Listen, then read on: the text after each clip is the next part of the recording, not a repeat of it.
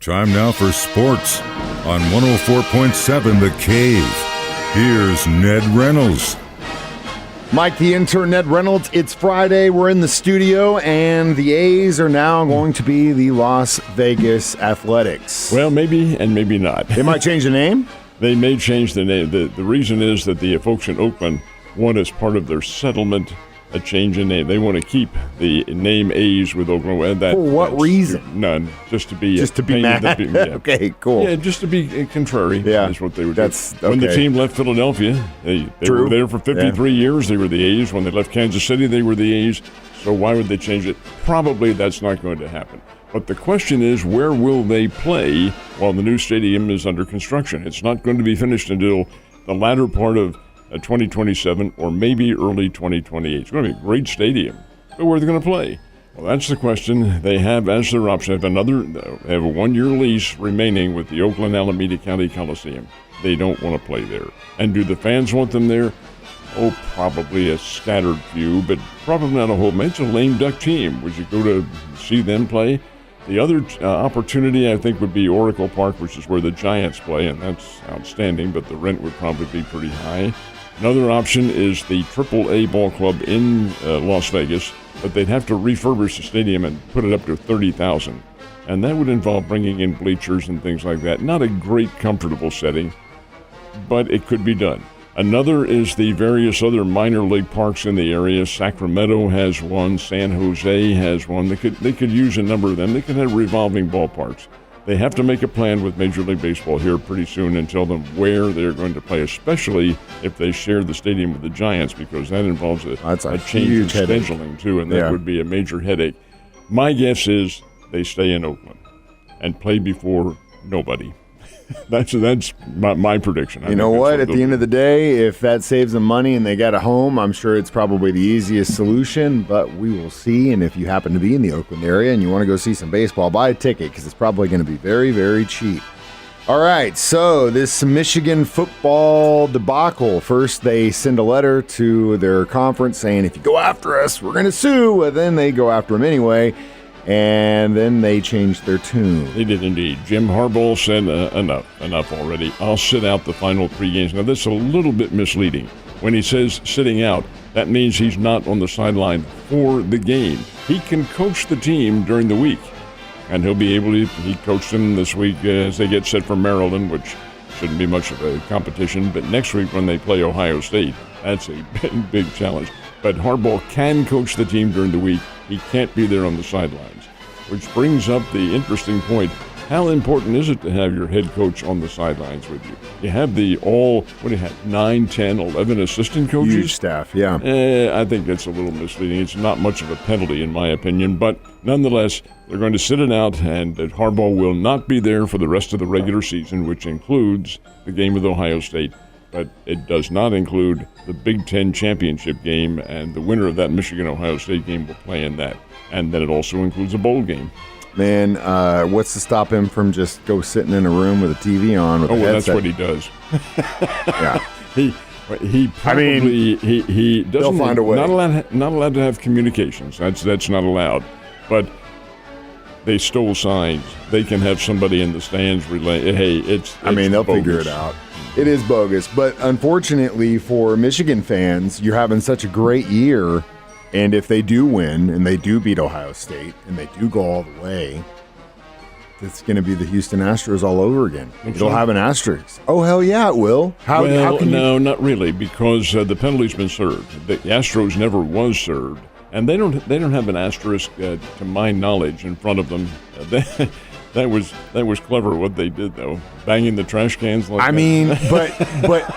but it's not a question of, it's a question of public opinion, and that public opinion has always been, there's been a cloud over the Astros for years because of that. It's tarnished. There's no question about that. Of course it is. Same thing with Michigan, man. But there's nothing you can change about that. No, there's nothing you can change, but there'll always be a dark cloud if they go. So it'll be interesting, and no one's going to shut up about it, especially the media, if they continue to go. So I guess you got what you got. We've got some really, really good local college football games tomorrow, don't we? Missouri Tigers are playing tomorrow night. The game was originally scheduled in the day, but the TV folks said, hey, this is a pretty good game. Missouri's pretty good team, 9th in America in the bowl championship rankings, so let's put them at night. They'll kick it off a little after 6:30 up in Columbia. It's Missouri versus Florida, and Mizzou is an 11.5-point favorite. Florida's not all that good. Missouri should run them out of the ballpark. I think that's probably what's going to happen. That will be a very good game. Now, Alabama and Georgia both have, and this is unfair to say, but they're walkover games. These are games that prepare them for what's coming up in the next week. I think Alabama plays Tennessee, Chattanooga, or somebody like that. I don't know who Georgia's playing. It's a walkover, whatever the case might be.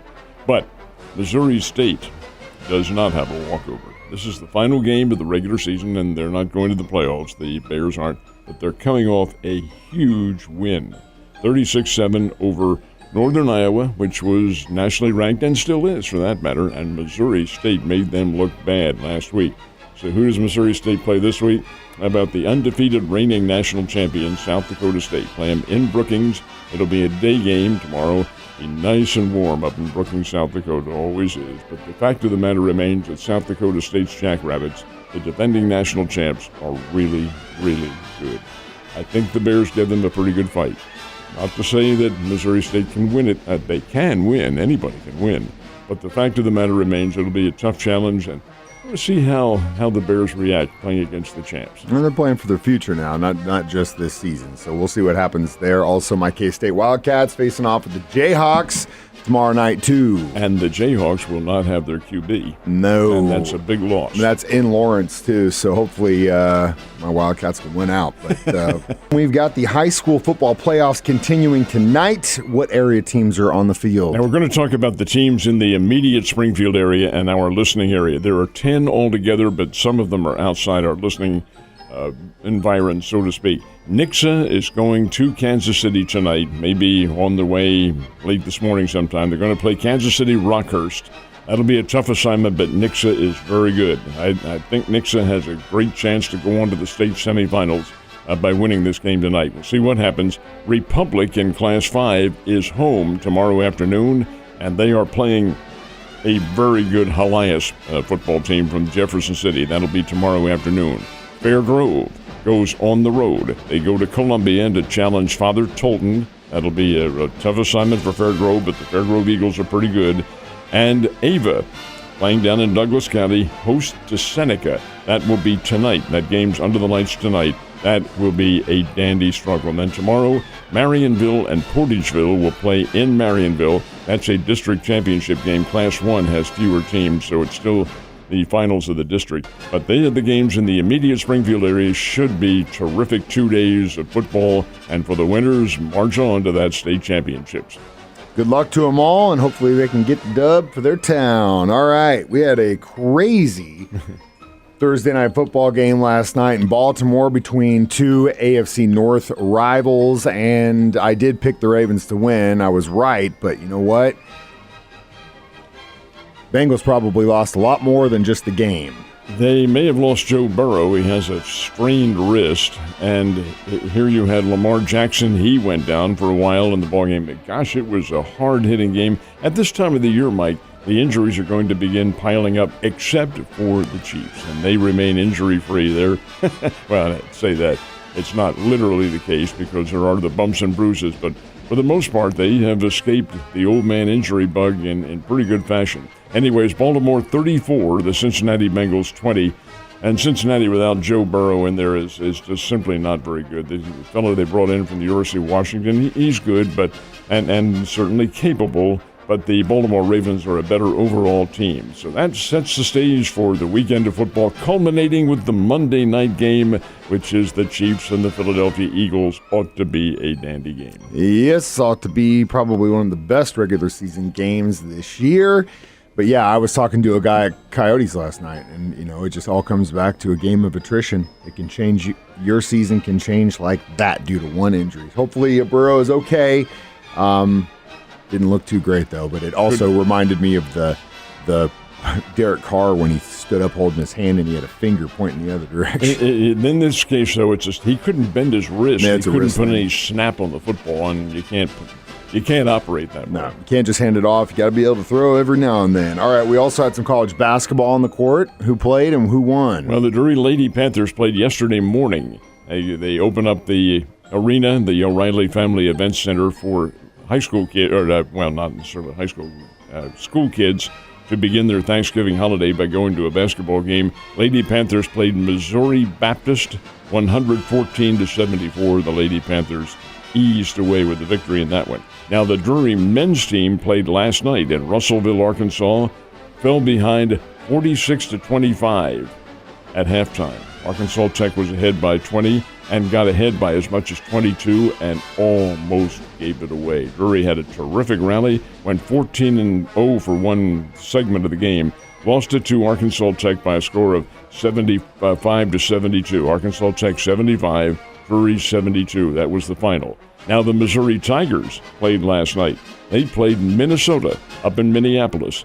And watching a little bit of that game, I got the feeling, Minnesota's not all that good. Missouri is a better basketball team, and yet the Tigers were down by 20. And they came back in the second half and won the game at the buzzer. Missouri 70, Minnesota 68. That's a nice win for the Missouri Tigers, a very nice win. Missouri has a good basketball team. They shoot well, and they have to shoot well to win. They're not overly huge, but they are fast, scrappy, and play very good defense. I'm very impressed with them. Bears play tonight. They play Florida Gulf Coast, and they play them down in the Virgin Islands. Thank you. Oh, man, that'll be a lot of fun for them. I guess Shea Ned is going to stay closed this weekend. You have a good one.